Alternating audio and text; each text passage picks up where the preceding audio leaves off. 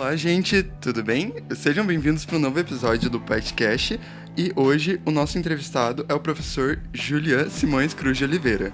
Atualmente, ele é professor adjunto do Departamento de Sociologia, do Programa de Pós-Graduação em Sociologia e do Mestrado Profissional em Sociologia da Universidade Federal do Paraná. Possui bacharelado e licenciatura em Ciências Sociais pela Unesp, mestrado em Antropologia Social e doutorado em Ciências Sociais pela Unicamp. Foi pesquisador visitante na Universitat Autònoma de Barcelona. Foi bolsista FASPEP de pós-doutorado junto ao Programa de Pós-Graduação em Ciências Sociais Unifesp. É membro do Núcleo de Estudos de Gênero da UFPR, do Núcleo de Estudos de Gênero PAGU e editor-chefe da Cadernos PAGU. Também é membro do Grupo de Pesquisa Corpo e Violência da Unifesp, da Sociedade Brasileira de Sociologia, da Associação Portuguesa de Antropologia, da Associação Brasileira de Antropologia e integra o Comitê de Acessibilidade da mesma associação. Tem experiência na área de Antropologia e Sociologia, atuando principalmente nos seguintes temas de pesquisa: gênero, direitos sexuais e reprodutivos, sexualidade, deficiência intelectual, moralidade, vítimas, sofrimento e violência sexual. Julian, muito obrigado pela sua participação aqui e por nos conceder essa entrevista. Aqui quem fala é o Márcio e a... Juliana. Ambos integrantes do PET de Ciências Sociais da UFPR. Seja bem-vindo, Julian. Eu sempre tive uma dúvida. É Julian ou Julian? Roselina, verdade. Tanto faz. Na verdade, por muito tempo eu me chamava de Julian, como meus pais me chamavam. Mas aí depois que eu comecei a ter muitos amigos hispanohablantes, eu acabei adotando Julian. Julian. E aí Julian vira uma possibilidade também. Então, às vezes eu sempre, quando eu preciso me apresentar ou falar para alguém, por exemplo, vou no porteiro e falo, como é seu nome? Eu, Julian. Como? Julian. Como? Julian. Aí eu falo, o que vocês entenderem? Porque aí eu tento variar para ver se tem diferença de compreensão do meu nome, mas tanto faz. Mas como sua mãe te chama? Filho. O Julian é a tua persona espanhola, então. É catalana. E tem a Roseli, que é meu alter ego. Fala assim, essa é a que eu mais gosto. Então seja bem-vindo novamente, Julian. A gente gostaria de saber como surgiu o seu interesse pelas ciências sociais. Olha, essa história é muito curiosa, né? Porque, não vou fazer igual o Bourdieu fala, uma ilusão biográfica, mas eu sou aquariano, né? E com ascendente em aquário. E aí isso tem uma implicação, porque eu sempre quis ser diferentão, assim, né? E aí eu me lembro que tantas pessoas falavam, nossa, isso eu era criança, né? Você físico. Eu falei, eu vou ser sociólogo. Não que eu soubesse o que fazia sociólogo, né? Mas, na verdade, ciências sociais aparecem na minha vida como um erro na trajetória, porque eu queria mesmo fazer relações internacionais. Mas depois eu descobri que, na verdade, o que eu queria mesmo era fazer ciências sociais e eu achava que era relações internacionais, né? Porque eu queria fazer era uma coisa do tipo, esse negócio de cultura me agrada muito. Então eu não sabia o que era cultura, eu falei, pra mim cultura era essa manifestação diversa e era isso que eu queria. Falei, bom, então vou ser diplomata, né? Olha que pretensão. Então eu tentei inicialmente fazer ciências sociais para um caminho mais fácil de tentar a diplomacia no Instituto Rio Branco. Mas depois, no começo do curso, eu descobri que o que eu queria mesmo era ciências sociais, né? Era esse caminho de entender a cultura a partir de outro lugar, né? No final das contas. Mas eu sempre conto a história alegórica que desde os 6 anos eu já sabia que eu ia ser sociólogo. Já estava prevendo o futuro. Já né? tava, imagina, né? Mas era só porque eu era contra, né? Quando todo mundo falava uma coisa, eu ia falar diferentão, né? Assim, não tinha jeito. Mas foi mais ou menos assim, né? Mas eu acho que eu descobri mesmo que ciências sociais era o que eu queria, foi com uma professora de antropologia, a Lúcia, por o primeiro ano. Foi fundamental, assim, para mim entender isso. Falei, nossa, é isso que eu quero. Sabe, assim, aí eu entendi que a densidade das pesquisas e tal. Eu falei, nossa, é isso que eu quero. Aí, para mim, começou a fazer sentido, né?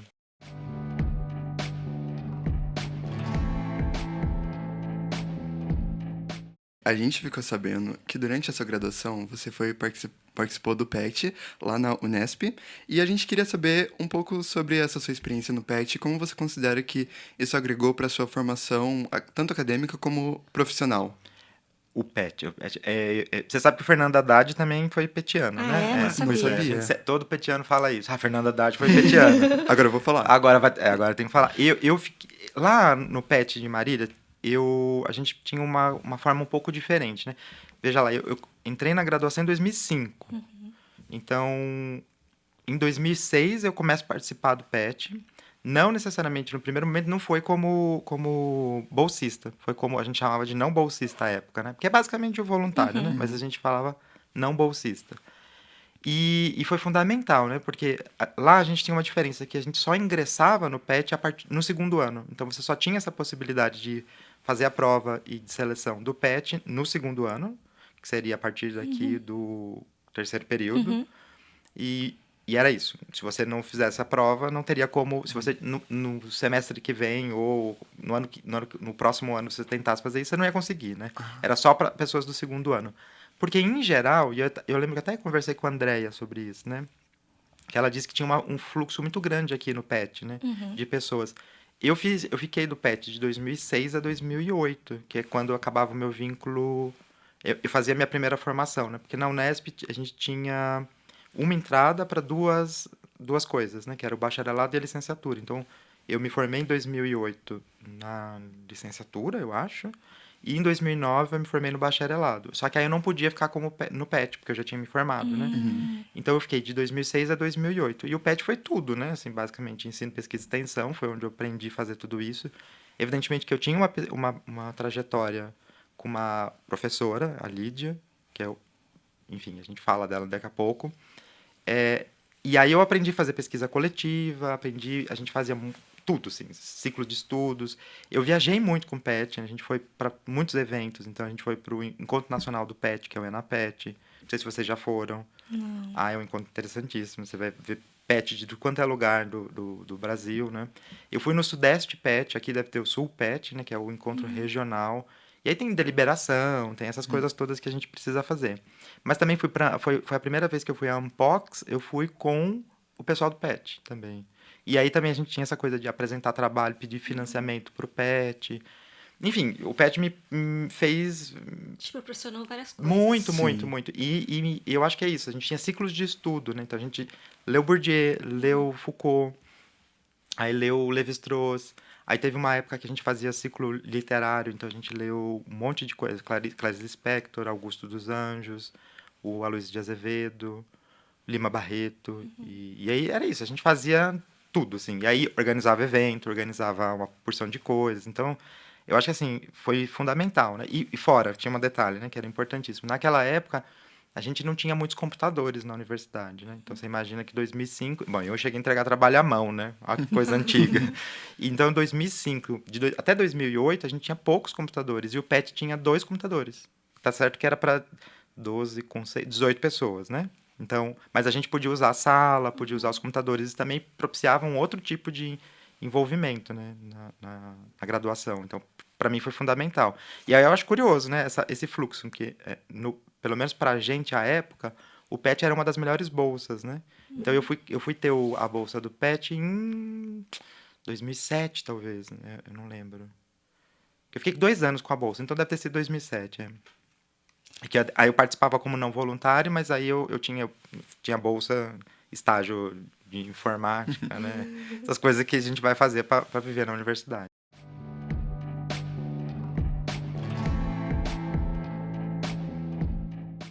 E por qual motivo você escolheu a antropologia como área de estudo assim principal? Isso é uma coisa doida, né? Porque, assim, na verdade, a antropologia apareceu basicamente pelo tema, né? Depois eu descobri isso. Porque, assim, a minha orientadora de graduação, ela era da história, né? Então, a Lídia Apostas era da história. E eu comecei a fazer pesquisa no primeiro ano. Eu procurei uma professora, Lúcia. Comecei a fazer pesquisa sobre moradia estudantil, que é onde eu morava, né? Lá na Unesp. Só que, assim, acho que não era isso que eu queria fazer, não sei. Mas comecei a fazer, a gente ficou esse ano todo, aí teve um momento que ela disse assim, eu acho que você não está engajado acho que não está te tocando a pesquisa, né? Então, acho que vale a pena você procurar outras coisas. Mas eu queria continuar, enfim, pesquisando coisas que fossem relacionadas à cultura, né, nesse momento. E eu acho que foi a partir desse momento que eu entendi que talvez a antropologia fosse um lugar que me possibilitasse isso mais, né? Mas eu tô tentando o que eu quero dizer, na verdade, é que a antropologia aparece pelo tema, mas a minha formação sempre foi muito atravessada por várias coisas, né? Então, a minha orientadora era da história, então lá na Unesp a gente escolhia uma habilitação, mais ou menos como vocês fazem aqui, só que era menos rígido, né? Então a gente poderia, por exemplo, as pessoas poderiam escolher qualquer orientador ou orientadora, né? Não precisaria estar vinculado necessariamente ao departamento da habilitação, né? E aí é isso, né? Porque em teoria eu escolhi a habilitação de antropologia, mas a minha orientadora era do Departamento de Ciências Políticas e Econômicas, porque era uma historiadora. Então, quer dizer, isso seria impossível aqui, né? Lá era. E o que que acontece? Eu fiz boa parte da minha formação na habilitação em antropologia e proporcionalmente a mesma coisa na sociologia. Então, eu não defendi um TCC em sociologia, mas basicamente, se você olha o meu histórico na graduação, eu tenho quase a equivalência da habilitação de sociologia e de antropologia. Sim. E aí, assim, fui pro mestrado justamente porque eu queria trabalhar com a minha orientadora, né? É isso, a Bibia Gregori era a pessoa que estava. Pra mim, assim, uau, eu quero fazer mestrado com ela, assim. E ela era da antropologia na Unicamp, então era uma possibilidade, né? Ir para lá, então é ir para lá que eu tentava ir. Então, se eu tivesse que resumir, eu diria que a antropologia aparece como um tema, não necessariamente como uma área disciplinar. Porque eu acho uma bobagem essa coisa de a gente separar tanto sociologia, antropologia e política, né? Tudo se mistura muito, né? Ah, eu acho. Eu acho esse negócio de tudo, que, enfim, né? Eu até entendo por que as pessoas querem se separar tanto, né? Mas não vem ao caso aqui. Mas eu acho a gente perde muito se a gente tiver focado única e exclusivamente numa área, como se essa área explicasse absolutamente tudo, né? Então eu diria isso. A antropologia vem como um tema, né? Um tema no sentido assim, né? Uma perspectiva, melhor dizendo. Melhor que o tema. Uma perspectiva.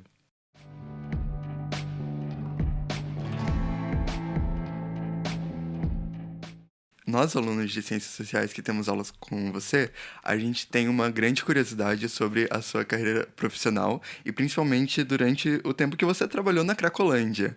Então, a gente queria saber como que foi a sua imersão no campo e os desafios que você encontrou trabalhando por lá.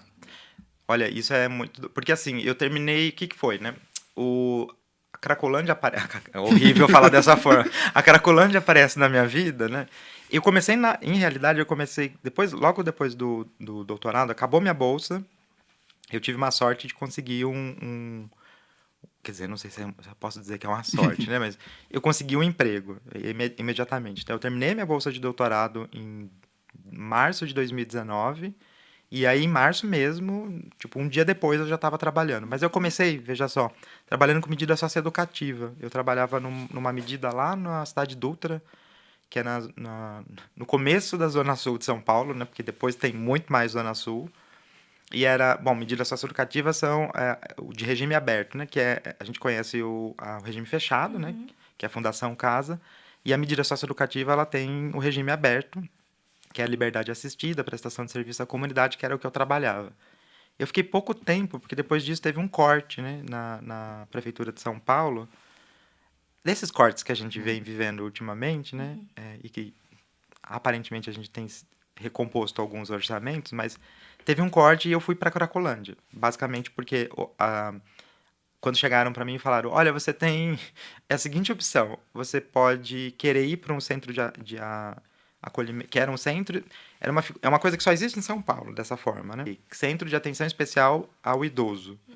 E aí o que acontece? Lá é um centro que não é um centro de acolhimento temporário, mas também não é um instituto de longa permanência, que é uma outra coisa, um outro tipo de serviço que pode ser oferecido. E eles disseram, ou você vai para lá, ou a gente vai ter que ver o que a gente pode fazer, mas basicamente era me demitir, né? Eu falei, bom, não tô podendo ficar assim, escolher, né? Não tô podendo, né? Não sou o filho do Abílio Diniz, assim, não sou...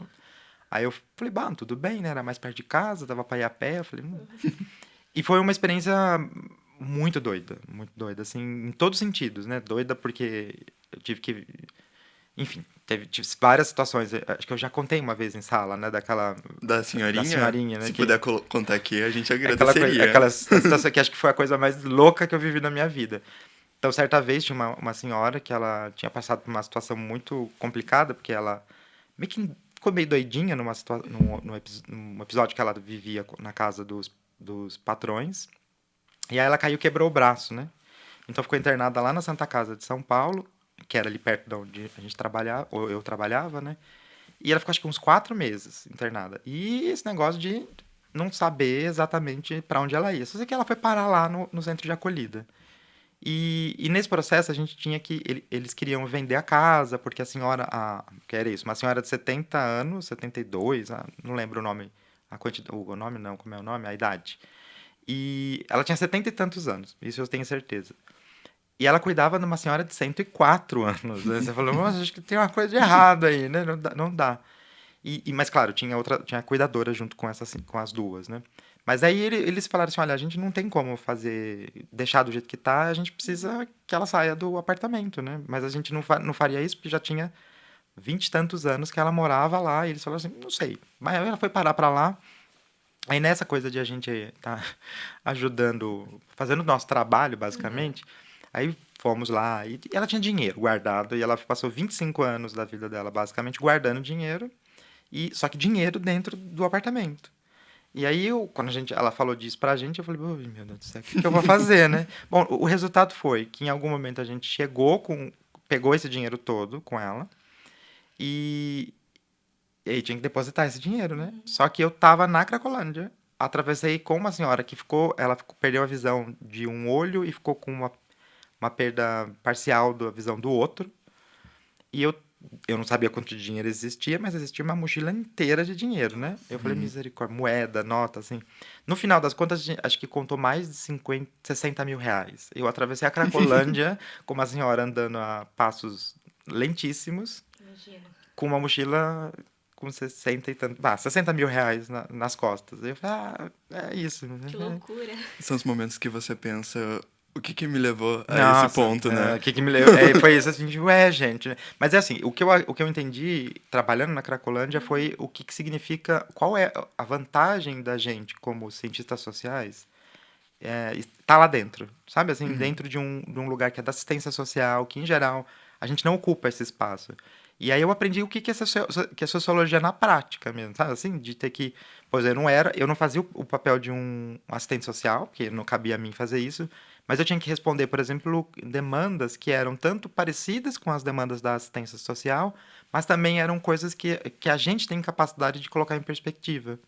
E aí, por exemplo, quando eu tinha que responder Ministério Público, quando eu tinha que responder Defensoria, a gente chegou a responder várias demandas de políticos específicos. O Eduardo Suplicy era um deles que mandava muito, né, pra gente responder, olha, fiquei sabendo que vocês estão servindo comida estragada. Aí você falou, não é comida estragada, aí tem que explicar tudo isso. Sim. Então, você conseguir colocar em perspectiva a situação de um idoso, e aí explicar, por exemplo, para o Ministério Público uma situação que estava muito complicada, de, por exemplo, uma senhora que tinha uma história muito, muito frágil, né, com a família. E aí o que acontece? A gente tem que explicar o porquê que ela não quer manter esse vínculo. E aí não é só uma explicação no sentido de colocar para essa pessoa alguns elementos e ponto. É a nossa análise sociológica que a gente vai fazer. Olha, você entende o que significa fazer essa mulher que tem uma relação muito desgastada com a família, voltar para a família, por exemplo? Então, eu acho que ali eu aprendi muito ter um olhar sociológico mesmo. Vamos dizer, sociológico, antropológico, cientista social. Sim. E ali foi bem aquela coisa, tudo aquilo que a gente discute em teoria, faz nas nossas pesquisas, mas aí sem muito tempo de ficar refletindo, aplicando isso na prática mesmo, e no tempo, que é um tempo absurdamente doido, né? Que a burocracia é imensa. E aí você tem imagina, a gente atendia 100 idosos em situação... Veja, eram idosos em situação de rua na Cracolândia. Foi puxado, assim. E eu saí de lá poucos dias antes de estourar a pandemia. Não gosto nem de pensar o que deveria ter sido. Porque pelo que eu acompanhei, foi um horror, né? As pessoas morreram, de fato, né? Porque isso a estrutura não era das melhores, né? Mas foi muito, muito importante, eu acho que é isso, né? Foi muito importante ter ido para lá e entendido que alguma coisa para além da teoria e da academia, né? Porque, claro, eu sempre tive vontade de ser professor, mas até aí, né? Entre a vontade e o concurso aparecer, há uma diferença, né? E aí, quando você fala, você percebe que você tem outras possibilidades, né? E faz toda a diferença você estar ali. Eu acho que era essa que é a questão. Então, essa possibilidade de fazer trabalho com medida socioeducativa, no centro de acolhida. Isso tudo é uma coisa que a gente pode fazer, não ganha muito, evidentemente. Eu ganhava bem pouco, na verdade. Mas pagava as contas, e era isso que, para mim, era importante, né? Então, eu acho que era muito importante. Eu acho que foi fundamental. Foi uma outra forma de aprender para além do aprendizado acadêmico, né, sabe? De entender burocracia de Estado e tá do outro lado. Isso era muito maluco, né? Porque quando a gente estuda política pública, a gente vai estudar, por exemplo, uma instância do Estado, a gente acaba estudando de fora, né? A gente, como de fora, estudando um determinado... Por exemplo, eu estudei fiz pesquisa dentro do hospital, então eu estou estudando dentro do hospital. Só que agora eu tava vendo as coisas de dentro, né? Então, do funcionamento do Estado, né? Então, como o Estado estava tentando fazer a gestão dessas coisas. E aí era muito doido, porque aquelas críticas que eu tinha, eu digo, mas eu tô engessado aqui também, eu não consigo fazer muita coisa diferente. Aí você tinha que botar a criatividade para conseguir ir para um caminho outro, né, no final.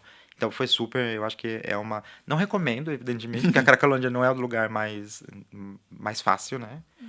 Mas é uma coisa que eu acho que eu incentivaria vocês irem para outros lugares para além da academia, assim. Fazer essas coisas, assim, de centro de acolhida, de...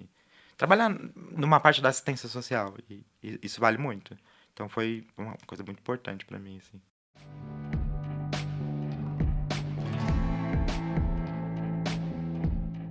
Agora, na academia, você é antropólogo, né, inserido no departamento de sociologia. Como está sendo essa experiência de docência? Olha, docência é incrível, né? Desse ponto de vista, porque eu, pelo menos até agora, eu não consegui... Todas as disciplinas que eu ofereci são disciplinas de coisas que, enfim, a gente lê, né? Como cientista social. Mas, assim, eu acho que se eu tivesse que dizer... Eu sou antropólogo, sim, evidentemente, mas eu acho que eu sou mais cientista social que antropólogo. Eu acho que isso... porque entra naquilo que a gente estava dizendo há pouco, né? E eu não confesso que... Esse disciplinamento, disciplinaridade, melhor dizendo, das coisas, né? De que colocar tudo muito nas caixinhas, né? Eu acho muito doido, porque, por exemplo, no mestrado, que é de fato em antropologia social, eu lia, a gente lia Bourdieu, a gente lia Goffman, Becker, Mauss, Durkheim, sobretudo a parte, talvez menos os métodos, mas a parte das formas primitivas de classificação. Aí você fica pensando, né, o que tem de tão diferente aí, né? Mas, assim, eu acho que, para mim, o modo de como eu fui inserido, né? Porque a minha formação sempre foi muito transversal nesse sentido. Então, lembra que eu dizia no começo que a minha orientadora era da história. Então, a Lídia Poças, ela era alguém que me apresentou gênero, mas na história. E ela era do departamento de ciência política. E eu queria fazer ou sociologia ou antropologia no departamento de sociologia ou antropologia. Então, quer dizer, já mudava aí. No mestrado, eu fui para os estudos de gênero. E isso, nossa, faz com que a gente perceba o quanto a interdisciplinaridade é mais importante do que as caixinhas, né? Porque, veja, as principais referências teóricas que a gente tem nos estudos de gênero não são das ciências sociais, né? A Butler é filósofa, a Joan Scott é uma historiadora, a Donna Haraway é uma bióloga, veja só, né? Então, quer dizer, não explica muita coisa. De todo modo, para ver se a gente consegue responder a pergunta, assim, a experiência é incrível, porque eu acho que a gente tem... trabalhar dando aula para ciências sociais é botar todo o que a gente já, em algum momento, leu de novo em andamento. Porque, assim, é evidente que na nossa formação a gente acaba indo para caminhos mais específicos, né? Então, eu estudei deficiência, quase enfiei a mão no outro microfone, eu falo com a mão, né? Quase enfiei aqui. Eu estudei deficiência, estudei gênero, numa perspectiva. Então, claro, você vai acabando... Você tem mais contato com algumas coisas, não com outras, né? Mas, assim, na verdade é uma não resposta, né? No final das contas, eu acho que é incrível estar ali onde eu tô e me possibilita abrir ainda mais a perspectiva daquilo que eu tinha e que eu tenho, né? De horizonte no que é fazer ciências sociais. E os meus colegas são ótimos, né? Então, podia ser bem pior, né? Eles podiam ter sido, pelo que os meus amigos que estão entrando em universidades agora, têm umas pessoas que contam coisas horrorosas, né? Assim, Os colegas. né? Porque, assim, é difícil, né? Você tem muitas gerações e tal. Sim. eu não sei, né? E aqui, isso aqui não é demagogia, né? Os meus colegas são, de fato, muito tranquilos, assim, e eles são pessoas muito acolhedoras, pelo menos me acolheram muito bem, né? Mesmo sendo antropóloga. Me acolheram muito bem, assim, então, e isso só... E é isso, e nunca... Eu não senti que duvidaram que eu podia fazer Sim. alguma coisa, sabe? Muito pelo contrário, já me jogaram em um monte de coisa. Vai lá, se vira aí, não é? Aqueles assim... Mas foi ótimo, eu acho que é uma experiência incrível, assim.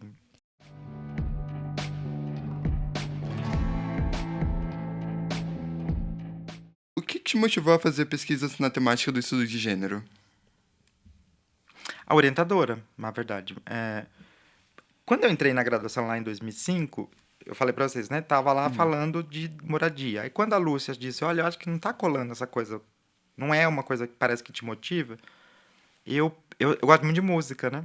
Então, na monografia, eu fui fazer uma pesquisa com música. E aí eu estudei a trajetória de uma violeira sul-mato-grossense, que é a Helena Meirelles. E lá eu comecei a fazer isso junto com a Lídia, né? A Lídia tinha um grupo de pesquisa, o Cultura e Gênero, enfim, eu fiquei empolgadíssimo quando eu vi a palavra cultura, né? Porque você fala, olha só, né? Que é aquela fixação por cultura que a gente tem no começo, né? E fui, enfim, participar das reuniões do grupo. E aí foi nesse momento que eu comecei a ter contato com gênero, né? E entender. Gênero não era uma questão, né? Quer dizer, não era uma questão. Eu sabia que existia o feminismo, essas coisas todas, mas não eram algo que estava ali para mim como uma possibilidade de pesquisa, né? E aí, quando eu fui começar a ver esses textos com a Lídia, eu falei, olha, gente, isso me interessa muito, assim, né? Porque como eu sou do contra, né? Então, se só tem mulheres estudando gênero, vou eu querer fazer pesquisa com gênero também, né? Então, tem sempre essa coisa. E o que motivou, acho que foi muito o trabalho que ela, assim, o modo como ela apresentava as questões. E eu falei, nossa, eu preciso estar nisso daí também. Eu quero estudar isso porque me abria o mundo para a vida, assim, né? Então, tinha aquela coisa de... Aí você começa a dar significado àqueles montes de relações estranhas que você já tinha presenciado, vivido, né? Então, por exemplo, meu pai é uma pessoa muito ambivalente, né? Que é uma pessoa que, ao mesmo tempo, é progressista e é meio conservadora com coisas. Então, ele nunca, por exemplo, deixou minha mãe e minha irmã dirigir. E eu também não dirijo o carro justamente porque eu falei, bom, já que elas não dirigem, eu também não tenho motivo para dirigir, né? Porque é isso, né? Justo. Essa coisa do tipo... Bom, aí depois... Me arrependi de não dirigir, né? Porque, sobretudo na época da pandemia, eu me arrependi justamente porque eu podia ter visto eles mais vezes do que eu vi, né? Justamente porque eu não dirigia, né? Mas, enfim, eu acho que a Lídia foi quem me propiciou abrir o caminho para os estudos de gênero, né? Sim. Eu acho que é isso, né? Foi um tema com uma professora e que faz toda a diferença isso.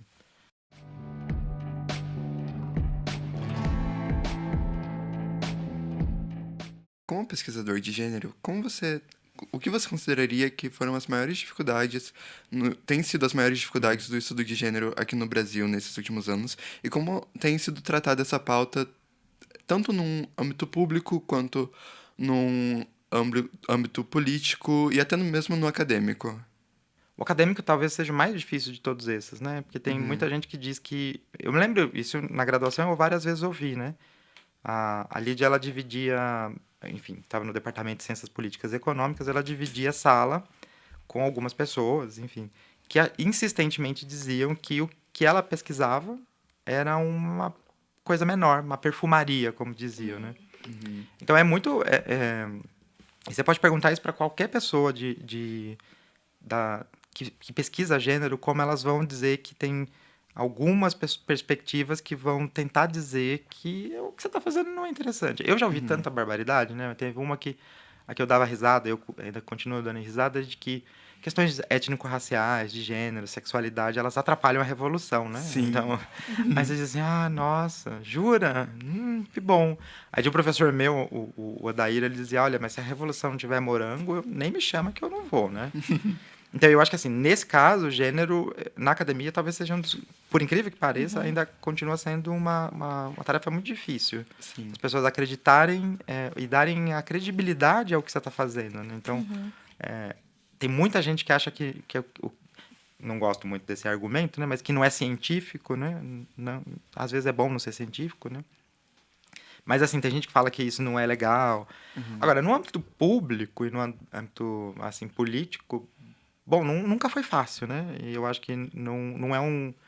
Veja lá, né? A gente tende a dizer que no momento em que a coisa se tornou mais complexa, que foi com a eleição do Bolsonaro, quem estava ali fazendo as coisas soube entender que aquilo seria um momento de acirramento das coisas, mas não era muito diferente, assim, não era nada não tão novo, assim.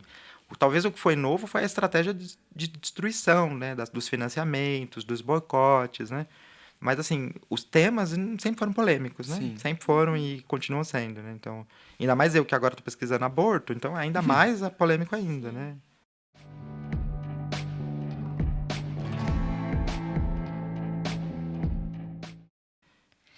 Nas suas pesquisas, em conjunto com o estudo de gênero, é possível ver uma grande relevância de estudo na área da saúde, né? Tendo até feito trabalho de campo em hospitais. Como você considera que essas suas experiências nessa área de pesquisas moldaram a sua perspectiva como cientista social? É que eu sou hipocondríaco, né? Então, assim, eu acho que primeira coisa que eu fiz foi pesquisa com saúde, aqueles bem exagerados. Eu acho que, novamente, lembra que eu dizia, né? Então, por que talvez seja tão difícil para mim responder aquela pergunta sobre um antropólogo dentro de um departamento de Sim. sociologia? Por várias questões, né? E uma delas é a forma de como a interdisciplinaridade foi importante, né? Porque eu fui parar lá no hospital por outro motivo, né? Não era o meu objetivo principal, né? Na verdade, nem era a pesquisa do doutorado nem era para ser no hospital, era para ser na delegacia, né? Mas aí por alguns motivos, algumas coisas que como vão acontecendo, a gente acaba indo para o hospital. Mas eu sempre gostei muito da área de saúde. Eu acho que era uma perspectiva. Porque, assim, eu também pesquisei que é gênero, mas eu também tenho, ao mesmo tempo, deficiência, né? Junto. O que significa que deficiência está no campo de estudos da deficiência ou sobre deficiência, que não é necessariamente saúde, mas que a gente tem que dialogar muito com coisas da saúde. Então, muito dessa literatura eu dialogava, mesmo às vezes para dizer, olha, não é bem por aí, não é bem por aqui. Mas, assim, eu acho que se tiver que resumir isso tudo, eu acho que, assim, foi uma coisa muito... Foi fundamental para que eu conseguisse olhar para além daquilo que a gente acha que explica por ser um cientista social, né? Então, lidar com uma urgência, mais ou menos como acontecia na Cracolândia, com a urgência do cotidiano, que você não tem muito tempo para fazer pensamento crítico, você tem que resolver a vida da pessoa, né? Eu me lembro do que umas médicas diziam assim para mim, ai, que bom que você está aqui, porque aí a gente consegue ver o que a gente está fazendo de errado, tem pensamento crítico, porque assim, a gente tem que atender 20 pessoas de uma vez em 4 horas. Então, não dá muito tempo de a gente pensar. A gente sabe que a gente precisa criticar o que a gente está fazendo, mas como é que a gente faz isso, né? Então, entender que às vezes a gente faz críticas muito duras, os cientistas sociais fazem isso, né? Críticas muito duras a pessoas que estão trabalhando nas frentes, né? Então, a pessoa que está atendendo pessoas em situação de violência, em situação de rua, e a gente critica como se essas pessoas estivessem fazendo tudo errado. E acho que estar ali, por exemplo, na saúde, dentro de um hospital fazendo pesquisa, me fez perceber a crueldade do nosso argumento, como às vezes a gente não está olhando as coisas em perspectiva. A gente tem uma resposta muito pronta e muito crítica, porque a gente é treinado para isso, mas na prática mesmo, a gente não consegue perceber a complexidade do assunto.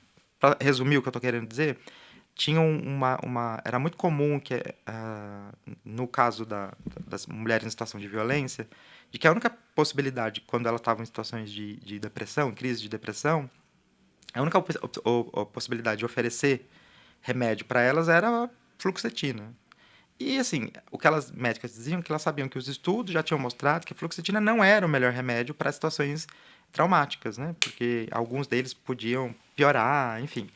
Só que era a única coisa que já tinha para oferecer. Então, o que você vai fazer? Você vai fazer uma crítica à médica que está oferecendo, ou você vai deixar a pessoa sem o remédio? Porque, assim, é uma questão da urgência, né? Não é uma questão só do tipo... não, vamos criticar, mas assim, mas e ela fica sem remédio? Então, elas diziam, a pergunta que a gente faz antes de qualquer coisa é, você pode comprar outro remédio? Porque se você puder, eu sugiro isso. Se você não puder, eu sugiro esse no postinho. Então, acho que isso que me ajudou a perceber, sabe? Quando você tem muito mais sutilezas no trato com as pessoas do que as nossas críticas de lá de dentro do Olimpo, né? Que, em geral, a gente faz.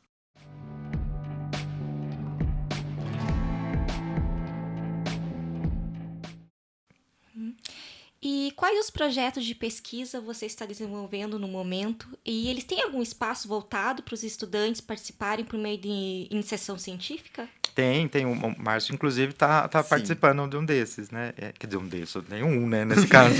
É que assim, tem um projeto, que é o meu projeto de pesquisa, né? Eu não sei se vocês sabem, mas todos os professores em regime de dedicação exclusiva, eles precisam ter um projeto de pesquisa que é válido por 5 anos. E depois você manda outro projeto e assim. E para fazer o edital do PIBIC, a gente precisa ter esse projeto cadastrado e precisa aí submeter para conseguir.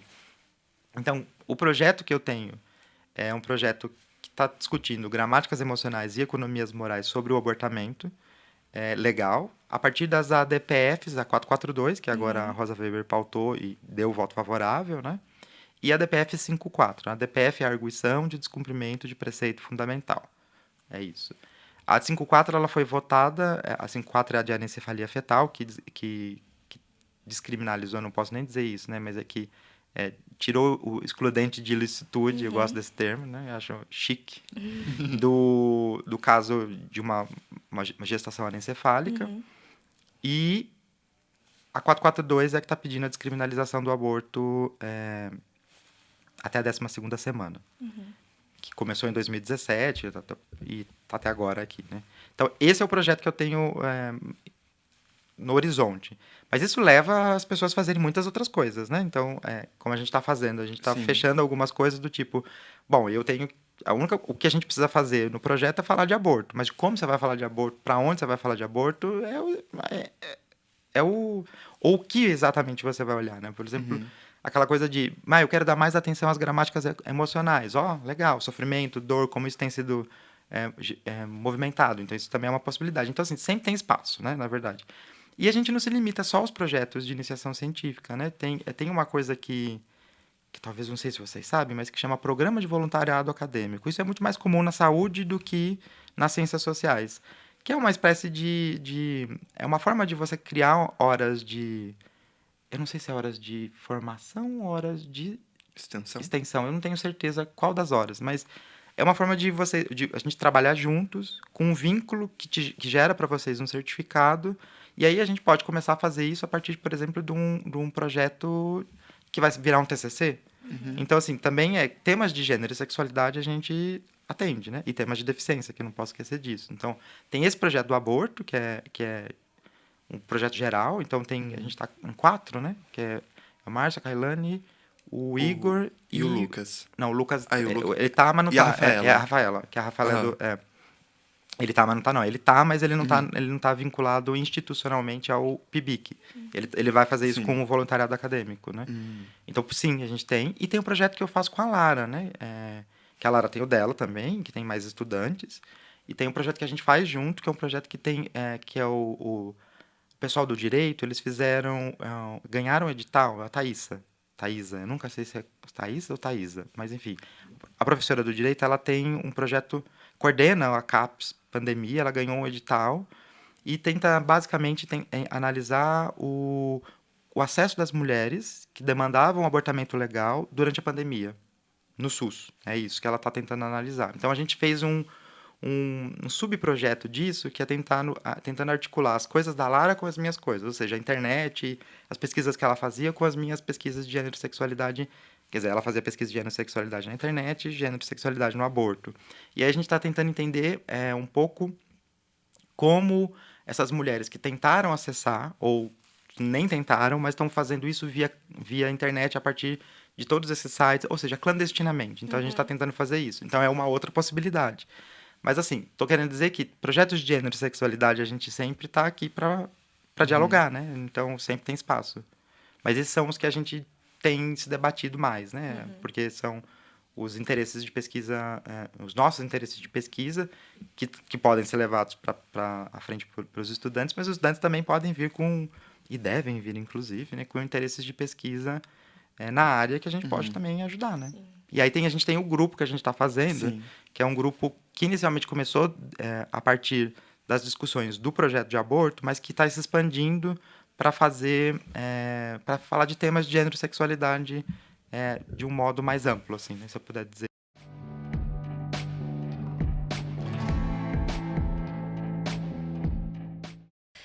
Júlia, a partir de agora, nós do Petcast, a gente desenvolveu um novo quadro. E qualquer semelhança com o quadro bate-bola do De Frente com a Gabi é uma mera coincidência. Ah lá. Tá preparado? Não. Não, você precisa ser rápido nas respostas, Ih, viu? gente. Tem que. Bora? Vamos. Bora. Né? Um Vamos. sonho de consumo. Ai, ser dono da Apple. Gente, pelo amor de Deus, né? A marca de $1 trilhão. Cadelinha da Apple, você. Não sou cadelinha, assim. Mas pelo dinheiro, né? Ah, mas pelo dinheiro. Não, Se eu sou pobre, já sou feliz. Derá, se eu fosse rico, já tava morto. Já. dinheiro. Não, mas confesso que também pela praticidade. Pela Né? praticidade. Um preconceito. Eu vou fazer que nem a Fernanda Torres, conta crente. Caminhando ao fim da tarde, uma senhora contou 20 casas em uma rua à sua direita. No regresso, ela contou 20 casas à sua esquerda. Quantas casas ela viu no total? Depende, se a senhora fosse com Alzheimer, meu amor, ela podia ter visto 90. É, não...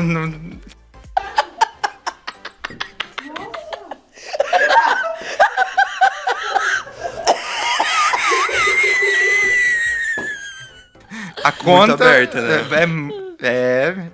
Eu mesmo contei 35. 35. Uma diva pop. Ih, gente. Pop. Ai. Difícil isso. É que não é pop, né? Aquele aí foge, né? Uma diva, eu acho, pode ser. Ah, pra mim é Bjork, né? Mas assim, Bjork. não é uma diva... Mas claro, tá bom, eu posso falar Lady Gaga, Beyoncé, essas coisas todas, mas é que eu acho que são ótimas. Não- Aham. Mas... A Bjork toca no coração, toca né? no coração, toca no coração. Um aluno insuportável é aquele que... Bom, que não leu o texto, aqueles vezes. Nossa, não sei se... Bom, eu acho que aluno insuportável é aquele que sabe tudo sem saber nada, né? Isso, olha, é de cair o cu da bunda, viu, gente? Puta que pariu. Assim. Até pra nós alunos. Poxa, né? Meu palavrão preferido é... Meu Deus, né? Poxa. Derek! Meu Deus! E agora? Eu acho que é... Ah, não sei. Caralho? Cu? Não sei. Morro de rir quando? Ah, eu não rio. É aqueles assim, eu não faço isso. Não sei. Não sabe? Não sei. E a melhor pessoa do Deciso? Eu, claro. É aqueles assim, egocêntrico, né? Eu, imagina. E a pior pessoa do Deciso? Nessa medida, eu também, né? Você também? Um ritual. Um ritual. Mas em que ocasião? No dia a dia, no seu cotidiano. Eu odeio acordar, né? Então, pra acordar, eu tenho que fazer um ritual. Eu tenho que... Eu detesto. Se eu pudesse passar essa fase, assim, sabe? Do acordar e já tá acordado. Então, assim... O ritual. Desligar o relógio, criar coragem pra levantar e levantar. Um filme. Um filme. Ai, é muito difícil. Muito difícil. Porque... Por muito tempo, eu falava que seria Dançando no Escuro. Com a Bjork, né? Muito bom. Mas eu não tenho certeza se esse filme continua sendo. Depois eu gostei muito do... como é o nome daquele do Tom Ford que ele dirigiu? Que é A Single Man. Que é a história maravilhosa. Tem a Julianne Moore. Nossa, é incrível aquele filme. Então eu acho que eu... As Horas. As horas. As Horas. Não, agora eu acho que é isso. Eu já assisti esse filme muitas vezes. Muitas vezes. E todas as vezes eu fico... Pá. Ter como próximo presidente Bolsonaro novamente ou o Brasil nunca mais se classificar na Copa do Mundo? Eu não gosto de futebol, então pra mim... Mas também não gosto de Bolsonaro, Não, né? tudo bem, mas ele já foi meu chefe, né? Então, quer dizer, a gente aprende a lidar, mas eu acho que... Claro que se tivesse que escolher, O Brasil não se classificar muito novamente. melhor, né? Uma mentira que você já contou. Eu conto várias, né? Inclusive que eu sou uma pessoa honesta, que eles veem assim... Antropologia ou sociologia? Eu sou mociano, então eu faço sociologia e antropologia, né? E você prefere ser medíocre como profissional ou como amante? Eu prefiro... Nossa... Aqueles bem convencidos. É que eu não sou medíocre, né? Eu acho que na verdade dá igual, né? Porque ser medíocre nessas duas situações, eu preferia ser medíocre como profissional. Mas ainda que eu acho que não. Mas também, né? Nesse caso, porque como eu tô casado, né? Não, casado não, comprometido. Comprometido. É que não depende só de mim, né? Na relação, que também tem esse detalhe, né? Então acho que como profissional. Como mas- profissional. E você não gosta de? De crente, né? E o que você adora? Eu adoro falar, né? Ih, falo mais que a boca. Fala mesmo. A gente Não. nem percebeu isso. Imagina. Se você ganhasse milhões na Mega Sena, você deixaria de dar aula? Eu daria aula quando eu quisesse. Isso é ótimo, seria perfeito. Isso seria, nossa, porque imagina, tipo, essa coisa de poder fazer pesquisa, poder fazer essas coisas assim, mas é quando você quer. Hoje eu não acordei Quando você tiver bem. fim. Não, isso seria. Mas eu acho que eu não deixaria. Por enquanto eu não deixaria, não. Mas como eu entrei agora há pouco no departamento, então.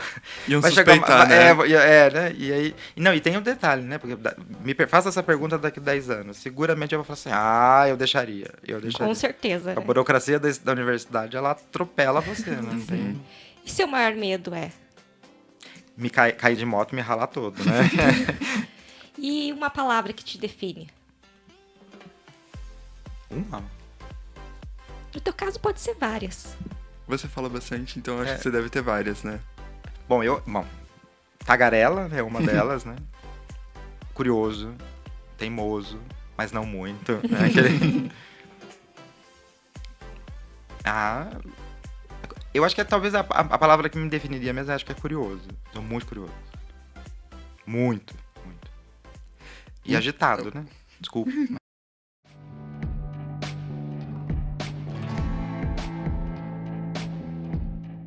É assim. E agora, a nossa última questão, a gente queria saber quais conselhos você tem para os alunos de ciências sociais que ainda estão na graduação. Não é pra fumar, gente, pelo amor de Deus, não pode. Nem beber muito, porque eu cultivei essa voz, sabe como, né? Não, mas fumar pode ser também, né? Mas eu acho que aproveitem as oportunidades que vocês têm, sobretudo essas possibilidades de bolsa, de financiamento. Eu diria, aproveitem, assim, aproveitem muito. Eu fui como eu disse, né? Eu fui para muitos congressos. Eu sempre tive bolsa em toda a minha formação.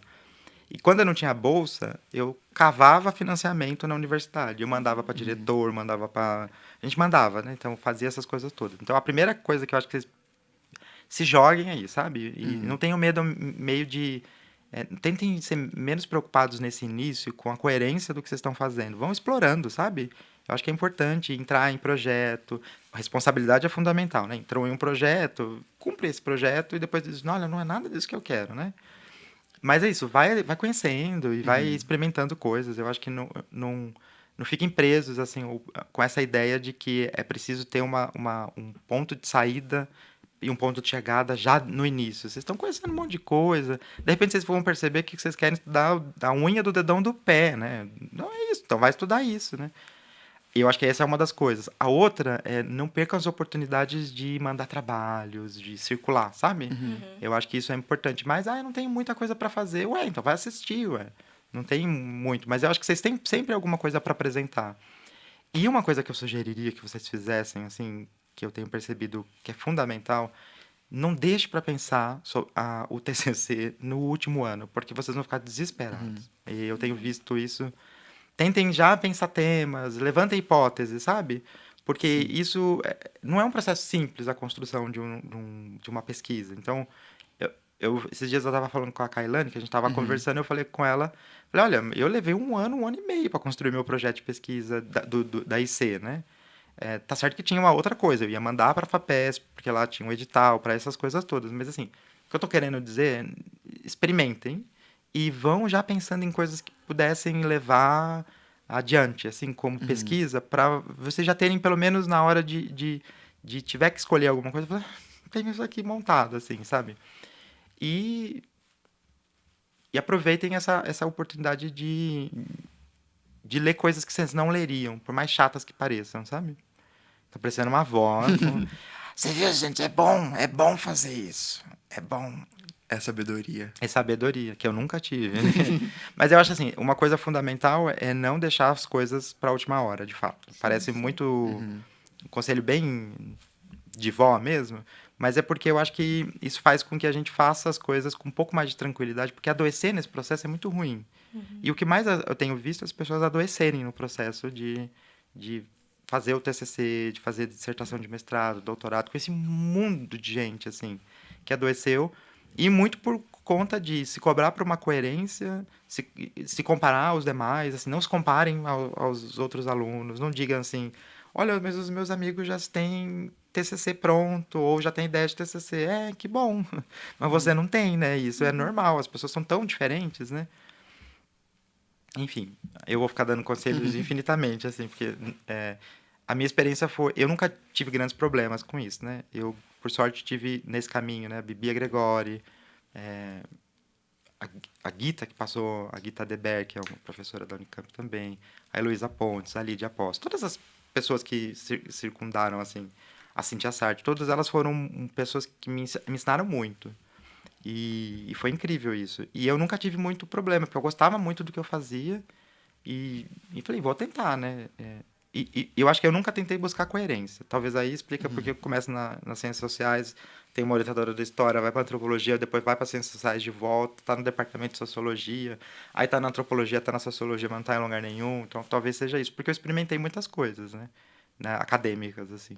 E outras também, né? A gente... Mas, enfim... Mas a gente não precisa dizer, isso não é um conselho que se diga, né? Isso deixa pra depois, Isso né? deixa pra depois. No mesa do bar a gente pode dar um conselho assim, né? Mistura um Lexotan com vinho, você vai ver que delícia. Então, agora chegando ao fim desse episódio, nós do PET queremos te agradecer por ter vindo aqui, dado a entrevista pra gente. A gente adorou estar com você nessa última hora. E a gente também queria te dar um presentinho. Ah lá, gente. Que nós, do PET, fizemos aqui. Gente, bolachinhas, aqueles... É que vocês não estão vendo. Ah lá. Aí derruba e quebra, né? A primeira coisa que faz.